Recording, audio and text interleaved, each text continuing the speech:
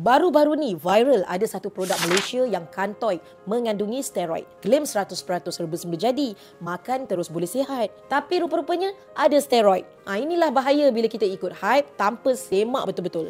Kami tak buat konten merapu yang mencari publicity murahan tapi kami share fakta dan kajian yang memang sah. Ya, Kus Al-Hindi ni memang boleh bantu legakan batuk, legakan asma, legakan resdung dan tingkatkan kesihatan paru-paru. Tapi bukan terus rawat. Kus Al-Hindi ni bukan ubat ajaib Dia cuma suplemen tambahan yang boleh tingkatkan anti radang, antioksidan dan antimikrob dalam badan kita. Dengan adanya khasiat ni dalam badan kita, secara tak langsung proses boleh jadi yang mengurangkan batuk atau masalah berkenaan saluran pernafasan ni memang akan lega, insya-Allah.